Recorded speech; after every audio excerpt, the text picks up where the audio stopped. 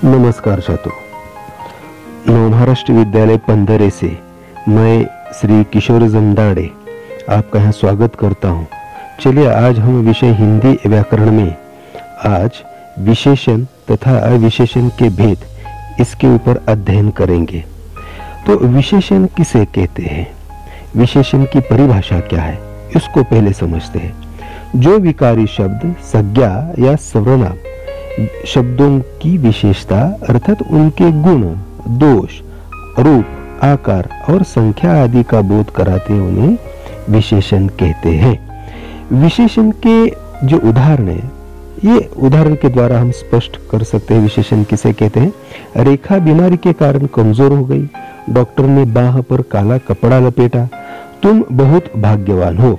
तो कमजोर, काला, भाग्यवान, ये जो शब्द है, ये शब्द गुण, दोष, रंग, रूप, आकार ये दिखाते, इस वजह से विशेषण है।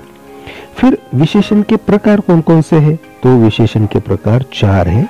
गुणवाचक विशेषण, संख्यावाचक विशेषण, परिमाणवाचक विशेषण, सार्वनामिक या संकेतवाचक विशेषण।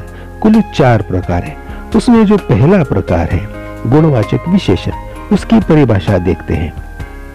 जो शब्द संज्ञा या सर्वनाम के गुण, दोष, रंग, रूप, दशा, आकार आदि की विशेषता बताते हैं, उन्हें गुणवाचक विशेषण कहते हैं। गुणवाचक विशेषण के कुछ उदाहरण हमारे सामने हैं। काली बिल्ली भाग गई, नया ठेकेदार ईमानदार है, बहुमंजिला इमारत बन रही है।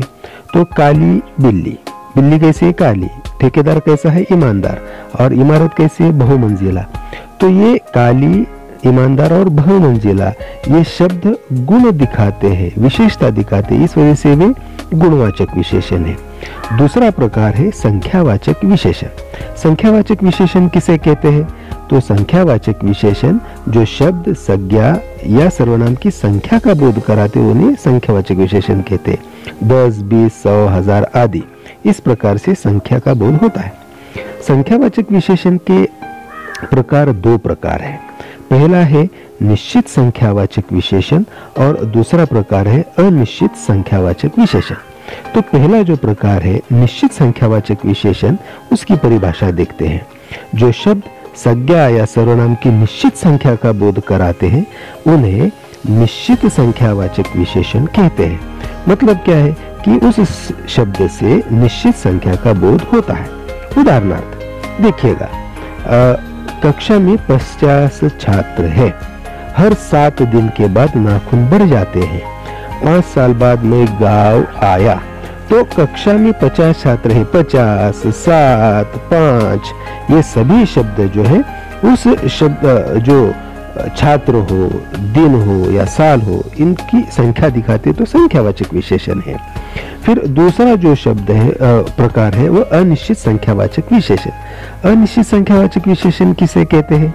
जिन शब्दों से संज्ञा या सर्वनाम के संख्या का निश्चित बोध होता है, उन्हें अनिश्चित संख्यावाचक विशेषण कहते हैं। अनिश्चित संख्यावाचक विशेषण के कुछ उदाहरण हमारे सामने हैं। हजारों लोग क्रिकेट देख रहे हैं, कुछ जवान शहीद हो गए हैं, अनेक जानवर भाग गए हैं। तो हजारों, कुछ, अनेक इन शब्दों से निश्चित संख्या का बोध नहीं होता है। इस वजह से हजारों, कुछ, अनेक ऐसे शब्द अनिश्चित संख्यावाचक विशेषण है। अगला है परिमाणवाचक विशेषण। परिमाणवाचक विशेषण किसे कहते हैं? तो जिन शब्दों से संज्ञा या सर्वनाम के माप, तौल या मात्रा का ज्ञान होता है, उन्हें परिमाणवाचक विशेषण कहते हैं। परिमाणवाचक विशेषण के प्रकार दिखेगा, एक निश्चित परिमाणवाचक विशेषण और दूसरा जो है अनिश्चित परिमाणवाचक विशेषण। निश्चित परिमाणवाचक विशेषण किसे कहते हैं? तो निश्चित परिमाणवाचक विशेषण की परिभाषा हमारे सामने है।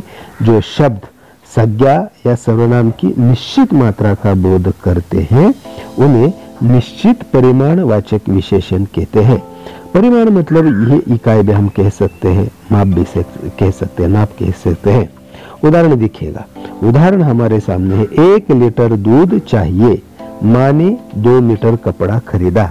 पिताजी 10 किलो शक्कर लाए।